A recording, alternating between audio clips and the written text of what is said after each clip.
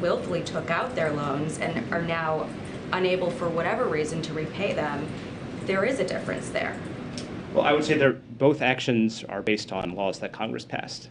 You know, we are implementing a law that Congress passed, actually a Republican Congress and Republican president in 2003, the HEROES Act. And again, that's the exact same legal authority that the previous administration used to put a pause on student loan payments. That's the authority that we're using in this instance. So, you know, we are acting consistent with the law. And look, to go back to my earlier point, we're not against PPP. We're supportive of the idea that small businesses should get relief. The point is that over the past year, we have been forgiving hundreds of billions of dollars worth of loans to business owners. And remember, that program was stood up very quickly. Money went out the door quickly, and Congress could have come back at any time and said, you know, we should look a little bit more carefully at these loans. Maybe we shouldn't be providing forgiveness to people if they clearly did extraordinarily well during the pandemic. Remember, these are really low interest loans. Maybe we should just make them pay back their loan at a low interest rate rather than forgiving it. None of that happened. We didn't hear from a single Republican pushing for any of that. Everyone was on board with forgiving up to $10 million in loans. And so all we're saying is that it's hard to credit those same people who are highly supportive of that program and that amount of debt forgiveness, turning around and saying that forgiving a fraction of that amount for working people, not business owners, but working people, somehow that crosses the line over into socialism. That's not how we view it. What's the difference, though, between, I guess, how are you justifying using a 2003 law that was designed to help military families for this purpose, where you're now helping bail out people who took out loans and cannot pay them? Do you view people who can't pay their debt as heroes, like those who are in our armed services and were fighting after 9/11? Yeah. I mean, look, I think, as the president has said, there is a real problem here with the burden that student loan debt places on people from low-income and middle-income families. You know, we used to have a system where a Pell Grant, which is federal support to low-income families, used to cover 80% of the cost of going to a four-year public college. And as of today, it covers 33% of the cost. So what are people supposed to do? They want to get a degree. They're being told that's the right thing to do. They think it's going to help them. Universities. Why not build in something to make sure that borrowing moving forward is limited, or that universities don't just ratchet up the cost? Yeah, I'm glad that you brought that up because I want to address it. Remember, the president put out a three-part plan on this, and the third part of it was accountability for colleges.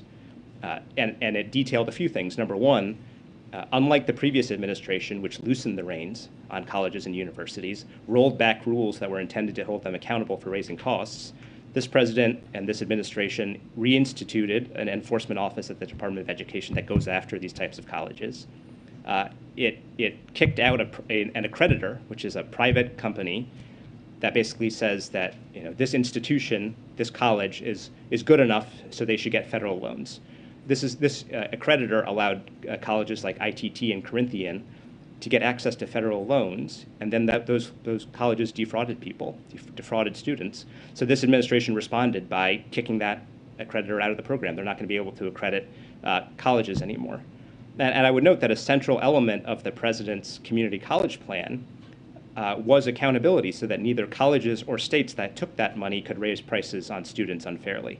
So all of that said, I think that we believe that the department should have even more authority to go after bad actors and to hold colleges accountable, and we're eager to work with Congress to advance any proposals along those lines. And then I guess I wanted to ask, I know the president last month, when he made remarks about the Inflation Reduction Act, really highlighted the fact that it would reduce the deficit.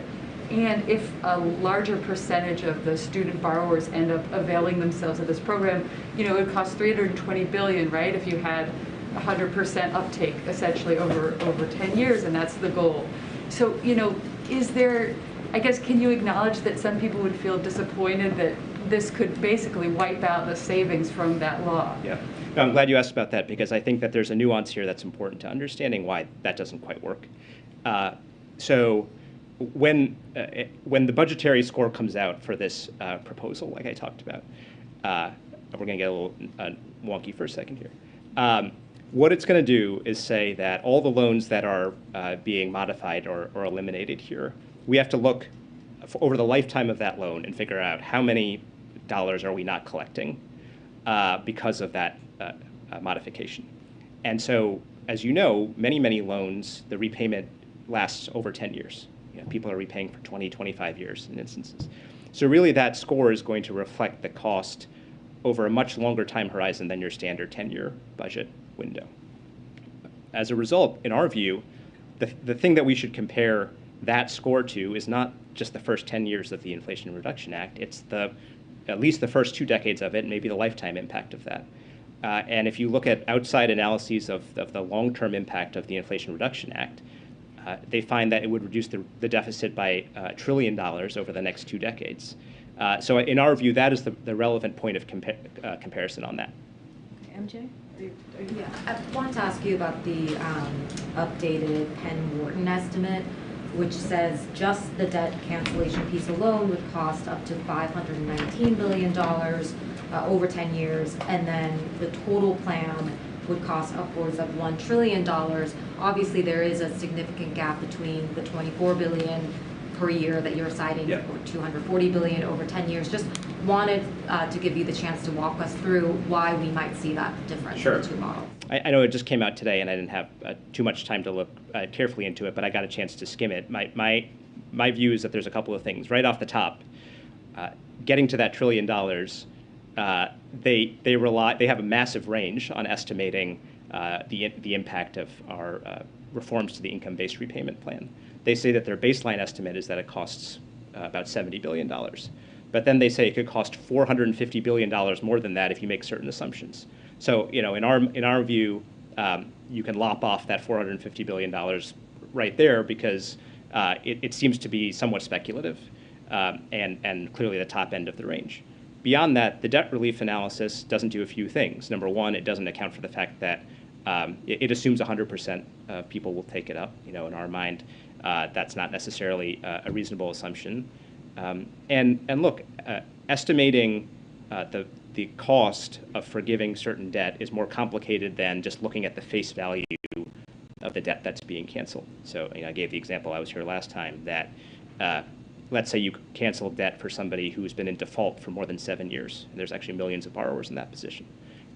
If the face value of their debt is $10,000 and you cancel it, it's not reasonable to say that the cost of that is $10,000 because you were sitting here collecting $0 on that loan year after year after year. So some of those elements are also going to affect the score. So the Education Department has the best data on it. It has all of the data about who repays, what to expect about repayment horizons and payment rates, how this interacts with the existing income-based repayment program and all of that. So we feel confident in our numbers. Just one follow-up. Given that the upwards of $1 trillion that they are estimating, that obviously is a number that's a lot closer to the $1.7 trillion in deficit reduction that you all have been citing. So I'm just curious, was the total cost that this plan would amount to, was that a factor when the president and all of you were deciding what the total amount of forgiveness should be, or was the forgiveness amount, did you get there sort of regardless of the cost and then you sort of figured out what the general cost would be after? Yeah, I want to make totally clear that we don't think that $1 trillion is anywhere in the ballpark of what this is going to cost. Number two, yes, the president was quite focused on what at least a good estimate of what the cost of this proposal was going to be. It was a big factor in his decision. He was looking into and thinking about how that would compare versus the deficit reduction that he had been able to secure over the last 2 years, frankly, of his presidency. Remember, in the first year of his presidency, he brought down the deficit by $350 billion. So it was a factor. We provided him with estimates along the lines of what we have provided you, and that did play a role in thinking through how to design the policy. Was there a percentage that he was determined not to cross? Not that I recall. Okay, just two more. For students who are about to take out new loans, what should the message to them be about whether their loans could be forgiven in the future? And does the White House have an obligation to emphasize that this could very well be a one-time thing so that they're not taking out additional loans? I would say two things. Number one, this is going to be a one-time thing in terms of the blanket relief. This is an authority that is conditional on an emergency, as I said, and the president believes that this relief is warranted in this instance. Coming out of the pandemic and as we transition back into repayment. It is not the kind of authority that you can use over and over again. But what I would say to that student is that these income-based repayment reforms that are also part of this proposal are designed to help people who go to school and then end up having lower income, middle income jobs going forward. Remember, we had some examples in the fact sheet that we put out alongside the proposal showing that, for example, somebody making $30,000 or $40,000 a year after they have some debt, the income-based repayment reforms represent a savings of $1,000, $1,500 a year or more, depending on their exact circumstances. So it was really important to the president that this package of proposals not just be relief for current borrowers, it's a reform to the system so that future borrowers also get more manageable debt loads going forward. Okay, I think the in-town pool has to gather, so folks need to go feel free. I'll stay a little bit longer. You're being very. I'll just ask my question.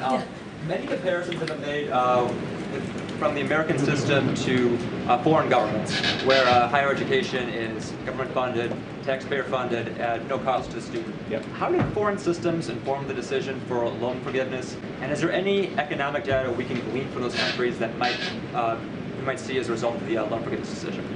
Yeah, as we've talked about, part of the reason that we're in this position, part of the reason why the cost of college, even after accounting for inflation, has tripled in the last 40 years, since 1980, part of it is that there has been a significant amount of disinvestment, especially at the state level.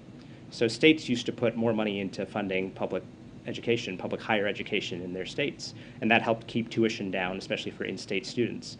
What we've seen in recent decades is pulling back on that, and basically shifting the burden onto students who come from lower income and middle income families. And as I noted, the federal government hasn't done enough to step in and fill that void, and the value of the Pell Grant has deteriorated from 80% to 33%. So, what the president has called for, as you know, is a series of increased federal investment that would make it easier for folks from lower income and middle income families to go to college, right? Doubling the Pell Grant. Right now, the Pell Grant's about $6,500 a year. He wants to double it to $13,000 a year. That represents a significant amount of relief for people from lower income, middle income families. And as I talked about, he's also pushing to make community college free. All right, I gotta wrap it up. I'll Okay. stay a little longer for folks and take some questions. Thanks, everyone. Thank you so much. That was very helpful. Thank you. Good to have you. Okay, so I'll stay a little bit longer and take some questions for folks who are still here. Okay, just a topper for you, and this is something that Bharat already alluded to, talked about, which is the PCE. While there is more work to do to bring prices down, we received several pieces of encouraging economic news today from PCE. The new data on the personal consumption expenditures, what economists call, again, PCE, show that in July, incomes went up while prices went down. So based on this measure, inflation went down in July. This was largely driven by the fastest decline in gas prices in a decade. The national average is now down to $3.87 per gallon. The American people are starting to get some relief from high prices, and that's underscored by new data that shows consumer sentiment is up 13% since July. And 1 year expenditures of inflation dropped by nearly 0.5 percentage point. That's encouraging news as well. The president's #1 economic priority is lowering costs while sustaining our historic economic recovery.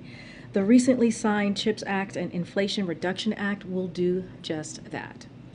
Once again, we have more work to do, as we have said over and over again. We continue to face real global challenges, and we are always careful to not read too much into any 1 month's data.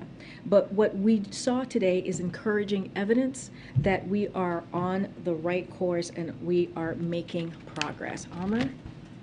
Does the president believe it was appropriate for the former president to have classified information and unsecured in his home?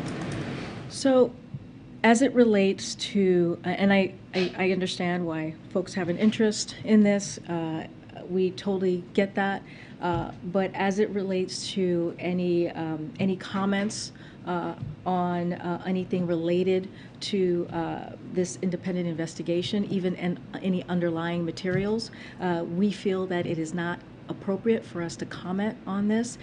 This is an independent investigation that the Department of Justice is leading. That's something that the president finds is an important thing to do for the Department of Justice to have that independence, we're just not going to comment. The President yesterday suggested that Republican ideology is veering towards semi-fascism. Could you just clarify what exactly does the President mean by that? And secondly, the President also said he respects conservative Republicans, but he does not respect MAGA Republicans. More than 70 million Americans voted for Trump in 2020. Does he not respect those voters? No, I mean, that's not what he said. I think he was pretty clear, and he was very powerful last night. Look, what the President said last night was that when it comes to MAGA Republicans, when it comes to the extreme, ultra wing of Republicans, they are attacking democracy. Right? They are taking away rights and freedoms. They are using threats of violence. They are taking away voting rights. And he called it what it is. That's what he did. He called it what it is, and what many, we would argue, historians would agree with us on. And so what Joe Biden believes is, as president, he should, and president should, be the strongest voice for democracy. And so he was making that very clear. He was making that contrast to what congressional Democrats have been doing, which is fighting for our rights, fighting for freedom, delivering on an economy that is historic, 10 million jobs that have been created, lowering health care, lowering prescription drugs, and making sure that we take on those special interest groups. And we saw just a couple weeks ago that we won. So he's making that contrast, trying to make that very clear of what we are seeing today. And so he was passionate about this. He was eloquent about this. And he also, when it comes to what you're asking me about Republicans who are conservative, clearly he said that he believed there are traditional conservative Republicans. He was very clear on that. He specifically called out and mentioned Maryland Governor Larry Hogan as one of them. So but we have to really, make sure that we make it clear that there's a choice in front of the American people, right? And we have to make sure that we make it loud and clear that when it comes to MAGA Republicans, we call that out, and that's what he did. And what they're doing, right? What they're doing in attacking our democracy. And so he wanted to be clear on that, and he made that contrast, and that's what you heard from the President. Has the White House made any changes in light of the revelations of the former president's handling of classified material to its own processes or training procedures for handling sort of protected and secret information? I don't have anything to share with you. Again, we're just going to be really mindful. I know I get the question that you're asking. We're just not going to share any change of processes. We're not going to share any information, anything that's related to this. Any content, any underlying materials to the investigation that the Department of Justice is doing. Again, an independent investigation. We're just not going to comment at this time. Just to hop back to loan forgiveness for a second. NPR's done a lot of reporting on sort of administrative processing failures at the Department of Education for these loan programs. These are kind of lapses in income-based repayment and sort of profession-based repayment that Secretary Cardona has acknowledged. Is the administration concerned at all about similar issues for the sort of coming loan forgiveness program, or ways that it might give up the leave borrowers in the lurch? So look, you just mentioned Secretary Cardona has been really clear about the previous loan forgiveness programs or other programs that have been before him and in his agency. Look, we take this very seriously. We believe that this is an important plan that's going to give relief, again, to up to 43 million Americans. It's a very targeted plan that's going to give relief to 90% of Americans that are making less than $75,000 a year. That is important. This is a campaign promise that the president made and kept, and he went beyond, not just to 10,000, but up to 20,000. So we're going to do everything that we can to make sure that that gets delivered. But of course, we're going to hear from folks and see if they'll take us up on it. Again, this is an important piece of important plan that is historic. We have not seen any president do this before, and we're going to do everything that we can. Of course, Secretary Cardona is going to do everything that he can with his team to get this done. Go ahead, April. Karine, this Sunday will be the 59th anniversary of the March on Washington. And how is this White House, how is this president marking that moment, particularly as he decided to run for office because of the massacre in Charlottesville, as he walked in talking about equity and equality? So let me first say a couple of things, because it is an important day, and I want to give it the due as you're asking me this question. You're right. When the president and so many Americans saw what was happening not too long ago, back in 2017, just in August of 2017, and we saw what was happening in Charlottesville, that moved him. What we saw, the hatred that we saw there, that moved him, and that moved so many of us. And he actually wrote an op-ed talking about what he thought that meant for this country, and how sad and devastating it was to see that type of behavior, that type of hatred, and that type of sentiment that was very public, and also someone lost their life. So I want to make sure that we don't forget that day as well, or that weekend as well. And when the president came into office, he took that, talking about dealing with racial equity, he took he took that very seriously. And you see that across the agency. He signed an executive order talking about how he wanted to make sure that there was racial equity within the agencies across the federal government, and you've seen him do that. And Susan Rice, as you know, the ambassador is leading that effort with her department, and dealing with the different agencies, and making sure that we deal with racial inequities, even here in the agencies. So as it relates to March on Washington and that anniversary, the president has said this before, and I'll reiterate. The March on Washington and Dr. Martin Luther King Jr.'s "I Have a Dream" speech changed the course of history. We continue to reaffirm our commitment to fulfilling America's founding promise, and the president has made advancing equality core to his administration, as I just laid out. We can't rest until justice truly rings out for all of us. I don't have anything specific on what the president's going to be doing on this, but we will share if we have anything more. And there was a missed opportunity, if you will. Civil rights leaders wanted to mark the anniversary Sunday by having a meeting with the president this week. Could you talk about that? Is there effort to try to have this meeting happen soon? Was it a missed opportunity, etc.? So, I mean, I'll say this. I don't have a meeting to read out or speak to at this time, but we have stayed in regular touch with civil rights leaders. You know this, April. I think you've reported on the many meetings that this administration has had with civil rights leaders. We are in close touch with them. The president has a very good relationships with many of those leaders, and so we find those relationships important, that we will continue to grow. Again, I don't have a meeting or anything to lay out, but again, we're in regular touch with members of that community. And lastly, is equity still one of the major one of the major pillars of this administration? Years in, is this still one of the fundamental pieces of this administration? Oh, it is. It is. I mean, I'll just remind you, when the president walked into this administration, I've said this many times before at the podium, he laid out the different crises that were before him. When he came in, racial equity was one of them, and saying that we needed to do everything that we can to deal with that crisis in a real way. And he has taken those actions, as the GRIO has reported on, as many of you in this room has reported on the steps that he has taken. But it doesn't stop with the executive order.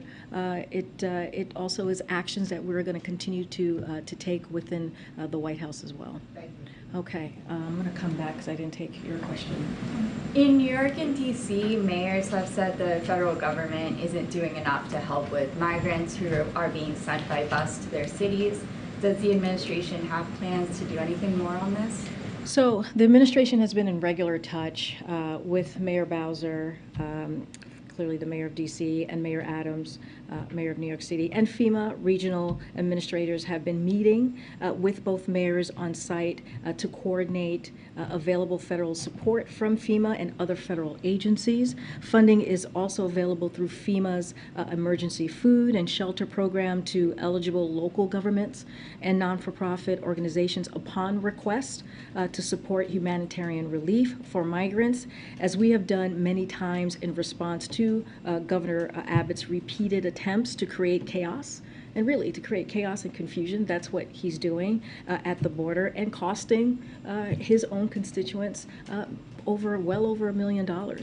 So we will work to manage the consequences of this latest political charade that we see from the governor. And we do take this very seriously, and I continue going to work with Mayor Bowser and Mayor Adams. I will point you to a statement that FEMA put out earlier this week, laying out the steps that they have taken and what they're doing to provide assistance. Okay, I'm just going to call on folks I haven't called on. Sure. Thanks, Karine. Just to get something on record, does the White House have any response to the release of the search warrant affidavit for Mar-a-Lago? I'm just going to say what I just told this young man a few minutes ago. We understand, again, we understand the interest in this. We are not going to comment on any underlying materials, any content that is related to an ongoing investigation. This is an independent investigation, legal investigation that the Department of Justice has the independence to conduct, and we do not feel it is appropriate for us to comment. Real briefly on student loans, does the White House believe that federal student loans play any role in the increasing cost of college, since students are able to, take on more debt that they don't have to pay off right away?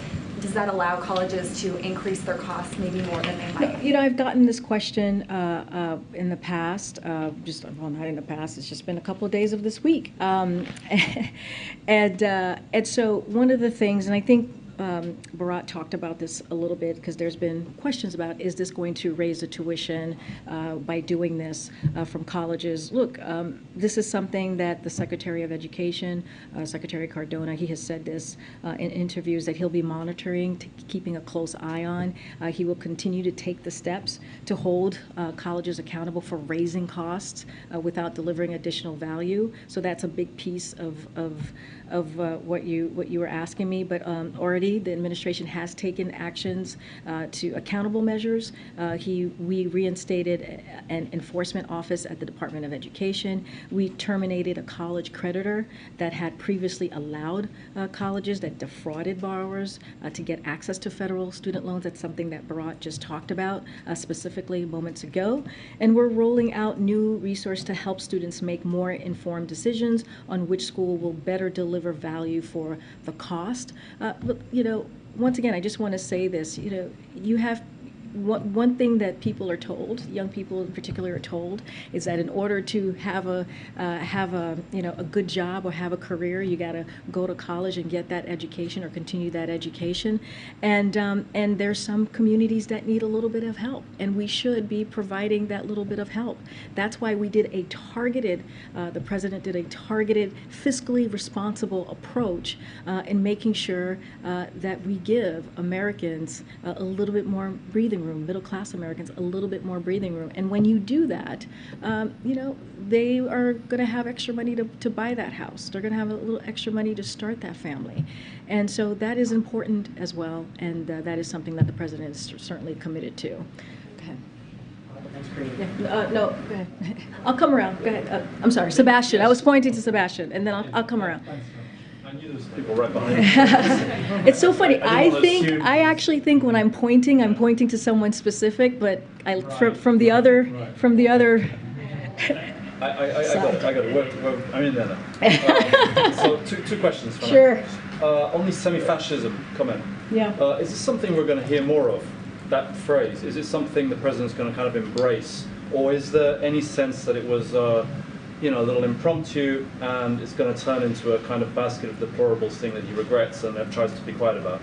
Look, I was very clear when laying out and defining what MAGA Republicans have done, and you look at the definition of fascism, and you think about what they're doing in attacking our democracy, what they're doing in taking away our freedoms, wanting to take away our rights, our voting rights. I mean, that is what that is. It is very clear, and that's why he made that that powerful speech that you heard from him last night. And he has not shied away from saying that. You have heard him maybe not use that specific word, but you have heard him certainly use that definition.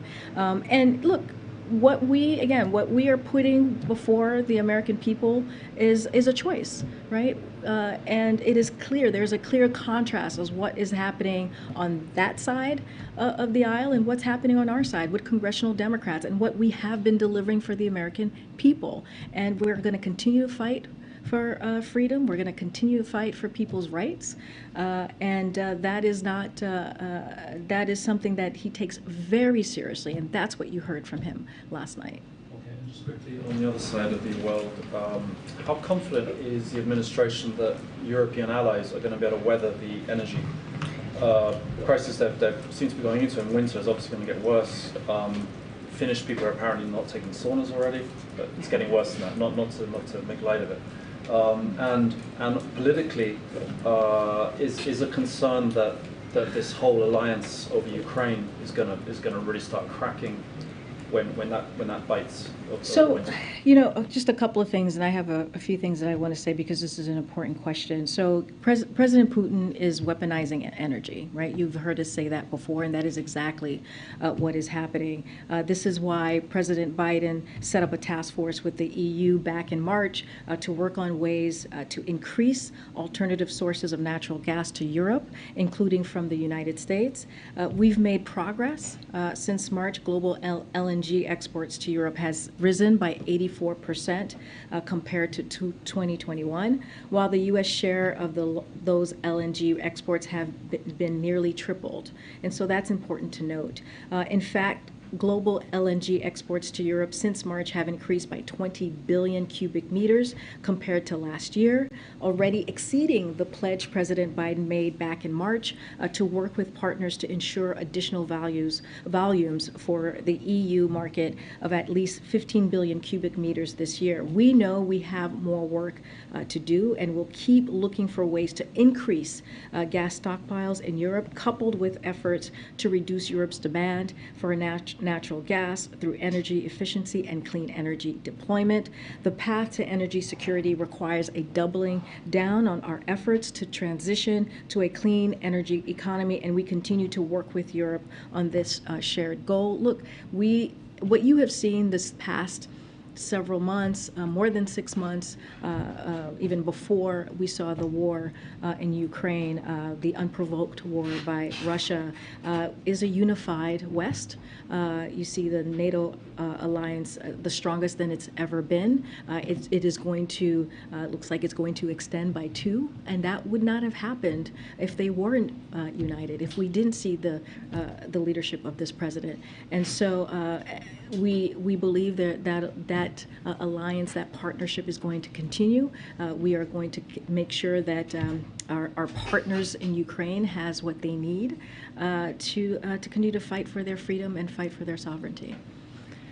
Oh, we have to go? Okay, I'll take, go ahead, Brett. I was supposed to call on Brett. Go ahead. Thanks, Karine. I know today marks the anniversary of the terrorist attack in Kabul and Afghanistan. I saw the president's statement this morning, but I was curious, has he reached out to any of the families of the victims of that attack, or does he have any plans to address the anniversary of the withdrawal at length to the American people? So the president put out a statement earlier today, and as you all probably saw, some of you probably saw the statement that was released.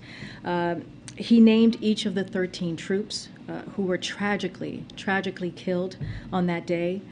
The president feels deeply about the loss that was suffered 1 year ago. And as he said in that statement, he feels strongly that we owe their families support for the rest of their lives. That is something that he's committed to. We are never going to stop seeking justice for those who were involved in planning of that attack or for terrorists who threaten our homeland on any other day. So no president feels more strongly about our troops and their families than this president. And he and the First Lady have taken action to support our service members and their families through joining forces and signing the historic burn pits legislation that, as you all know, expands benefits for veterans, and it was incredibly historical. Again, I point you to the statement. I don't have anything more to share. I will take one last question. Somebody I haven't called on. Rob, I know I haven't. I know you've been raising. Rob, go ahead. Yeah, so on Afghanistan, just to follow up, what would you say to the father of a US Marine killed in the suicide attack last year, who thinks that taping a segment with Jay Leno this afternoon is insensitive and tone deaf? Again, this is something that's very personal to the president. It was a tragic killing on that day. 13 members were lost, as well as 170, more than 170 lives of Afghan lives. So this is incredibly important day that he wants to make sure that he acknowledged, which is why he put out the statement. But he and the First Lady have not lost focus on those families or any of the families that have lost loved ones in this 20-year war, because remember, we were there for 2 decades and we lost a lot of lives. Through joining forces, as I just mentioned, in the burn pits legislation that the president just signed, that is important as well. That is the work that this president is committed to doing, and that is a big deal, an important thing for service members and their families. And again, no president feels more strongly about our troops and their families than this president, who himself, the father of a service member who served in Iraq. So this is to film something with a comedian. I mean, are you worried about the optics of that at all? What I will tell you is that this is a day, a tragic day that the president takes very personally. Not just the president, also the First Lady. And I will let his words, the statement, stand for itself.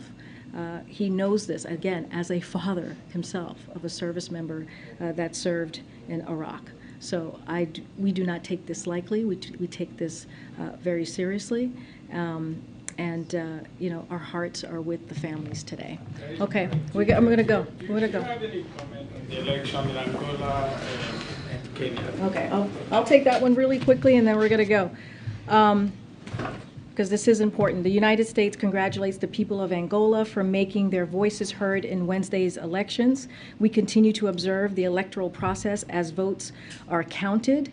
We encourage peace and patience as the vote tally process continues. The United States supports the democratic process through our ongoing democracy and governance programs and by observing the election. Election observations promote participation and public confidence in the electoral process. The United States and Angola share a strong partnership. We will continue to work together with the government chosen by the Angolan people to deepen cooperation around shared priorities, including democracy, economic growth and investment, global health security and public health, and climate and energy goals to create a better future for all Angolans. The United States commends the people of Angola for their participation in the democratic process and efforts to strengthen democratic institutions, which will provide a foundation for a safe, prosperous, healthy, and inclusive future for both of our countries. Thank you, everybody. Have a great weekend. I'll see you on Monday.